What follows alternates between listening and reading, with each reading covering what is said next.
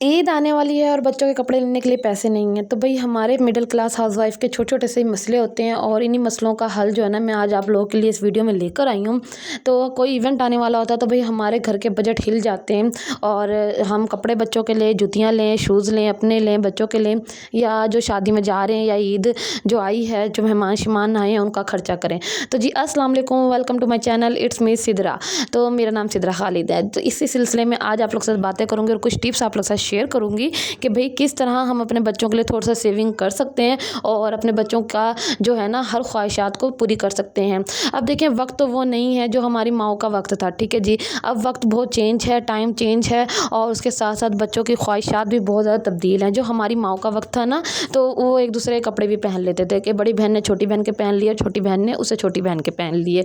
But अब वो वक्त नहीं है। अब बच्चा हर इवेंट पे, हर ईद त्यौहार पे एक नया सूट मांगता है और उसके अलावा बच्चों में इतनी शार्पनेस आ गई है, इतनी अकल आ गई है कि वो कहता है मैंने बड़े भाई या बड़ी बहन के कपड़े नहीं पहनने हैं, ठीक है ना। ये चीज़ भी बच्चों के अंदर बहुत ज़्यादा आ गई है।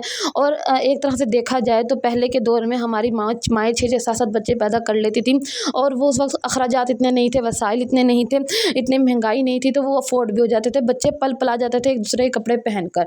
बट जो आज का दौर है ना, तो आज के दौर में महंगाई ने कमर तोड़ रखी है एक मिडिल क्लास हाउस वाइफ की। तो आप लोग मेरी रूटीन भी देखेंगे तो आप लोगों को यही नज़र आएगा कि मैं भी इतनी कोई अमीर फैमिली से बिलोंग नहीं करती। तो भाई एक मिडिल क्लास हाउसवाइफ में आज के दौर में अगर एक सूट भी लेने जाते हैं ना मार्केट में, तो आप यकीन करें कि वो सूट भी जो है ना 1500-2000 से कम का नहीं आता, छोटे बच्चे का, ठीक है। इतनी महंगाई है। अभी ईद की शॉपिंग मैंने भी नहीं की है, जब मैं शेयर करूँगी तो आप लोग सबको दिखाऊंगी कि कितनी महंगाई, उस व्लॉग को भी आप लोग से शेयर करूँगी कितनी महंगाई का दौर जा रहा है कि अगर आप बाजार जा रहे हैं ना बच्चों का सूट लेने के लिए, तो बच्चों का एक सूट लेने के लिए भी आपके पास हज़ार वाला सूट तो फिर वैल्यूएबल ही नहीं है ना, वो तो कपड़ा ही कुछ दिनों में पहन के ख़राब हो जाता है।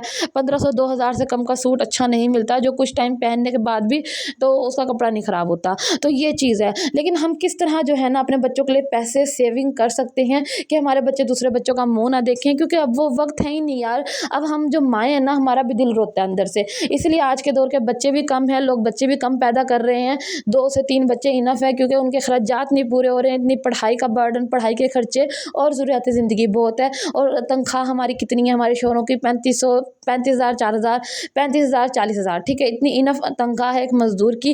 तो 40,000 भी बहुत ज़्यादा बता रही हूँ, मैक्सिमम 35,000, 25,000, 20,000, इट्स इनफ। तो इतनी ही तनख्वाहें हैं जिसमें हमने हर चीज़ को लेकर चलना होता है, बजट को लेकर चलना होता है, घर, बिजली, पानी, हर चीज़ को लेकर चलना होता है, महीने का ग्रोसरी और फिर बच्चों के आसाइशें और फरमाइशें, सारा कुछ उसमें आ रहा होता है। तो हम किस तरह उसको मैनेज करेंगे। देखिए मैं आप लोगों को एक बात बताऊँ, मैं शादी से पहले बड़ी कोई ना शाख खर्च हुआ करती थी, फुल खर्ची, हाथ खोल कर मैं खर्चा करती होती थी। अम्मी अब्बू ने जितने दिए उड़ा दिए पैसे, अपना जितना कमाया वो भी उड़ा दिया, क्योंकि अपना कमाते होते थे, अपना खाते थे, अय्याशी वाली ज़िंदगी थी। माँ बाप का भी खाया, अपना भी खाया, जोड़ा कुछ नहीं। तो वो चीज़ है। तो लेकिन जब शादी हो जाती है ना हम हाउसवाइफ की, तो हम बहुत ज़्यादा सीरियस हो जाते हैं। हमें सबसे ज़्यादा अपनी औलाद नज़र आ रही होती है, ठीक है ना। मैं कहती हूँ अल्लाह ताला हर माँ बाप को इतना दे कि वो अपने बच्चों की जो है ना दिल के अरमान जिसे कहते हैं, ख्वाहिशें जो है पूरी कर सकें। कोई बच्चा भी जो है ना अपनी ख्वाहिशों को लेके दिल में ना बैठा रहे कि ईद वाले दिन उसने नया जोड़ा पहना है और आपके बच्चे के पास नया सूट नहीं है। तो अल्लाह माफ़ करे, ऐसा वक्त किसी पे भी ना आए। लेकिन इस वक्त को आने से पहले हम रोक सकते हैं। किस तरह रोक सकते हैं? देखिए मेरी बहनें, अगर आपको खर्चे के लिए हस्बैंड पैसे देते हैं ना महीने के सामान के लिए, तो आप उसमें से थोड़ी थोड़ी सी बचत करना शुरू करें, ठीक है। अगर ग्रोसरी के सामान आपका मैक्सिमम 10,000 का आता है ना महीने का जो सौदा सरफ वगैरह आता है, तो उसमें से आप बचाने की कोशिश करें। उसके अलावा अगर आपको उन्होंने अपनी खर्ची दी है, आपकी खर्ची जो मंथली आपकी खर्ची बनती है, हस्बैंड देते हैं वाइफ्स को, तो आप उसमें से भी थोड़ा कंट्रोल करें। अगर बच्चों की खर्ची दी है तो बच्चों को भी थोड़ा इस तरह लेकर चलें, समझाएं कि बेटा आपने ज़्यादा खर्चा नहीं करना है, तो आप लिमिटेड दिन में 10 से 20 रुपये आप खर्च कर सकते हैं। आप यकीन नहीं करेंगे, बिल्कुल यकीन नहीं करेंगे, लेकिन आपको बताऊं इट्स रियलिटी कि मेरा बेटा बड़ा तो अभी माशाल्लाह से अब 4 साल का होगा, तो वो दिन में सिर्फ और सिर्फ 20 रुपये ही खर्चता है। उसको 20 रुपये ही खर्ची मिलती है, इससे ज़्यादा हमने उसको आदत नहीं डाली है कि हम उसे दें। यार हालात ऊपर नीचे होते रहते हैं, बच्चों को इतनी आदत नहीं डालनी चाहिए कि बाद में आपकी जान के लिए अज़ाब हो और आप अफोर्ड ना कर सकें। तो मैंने अपने बेटे को भी इस तरह समझाया है कि मेरा बेटा जो खर्ची उसे मिलती है ना, उसमें से वो 10-20 रुपये जितने अगर कोई बाहर से दे रहा है उससे खर्ची, या 100 रुपीज़ कोई देकर जा रहा है तो वो मेरे पास देता है, मुझे देता है। उसकी आदत बनी हुई है, उसकी एक हैबिट बनी हुई है, और हस्बैंड ने भी उसकी हैबिट बनाई है कि जाएँ जाके मम्मा को खर्ची जमा करवाएँ।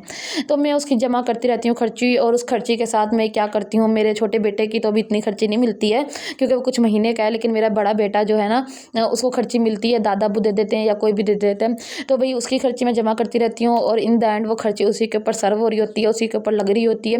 मैं उसका कोई ना कोई ड्रेस ले लेती हूँ, कोई चीज़ ले लेती हूँ ज़रूरत की, जो उसके काम आ जाए। तो इस तरह होता है, ठीक है ना। हालांकि मैं शायद से पहले इतनी कोई समझदार नहीं थी, मैं आपको बता रही हूँ, लेकिन शादी के बाद हर लड़की को अकल आ जाती है, बिकॉज उसको उसकी औलाद नज़र आ रही होती है, और वो कहती है कि भाई मेरा हो ना हो पूरा, लेकिन मेरी औलाद का पूरा हो, मेरी औलाद दूसरों को देख के तरसे ना।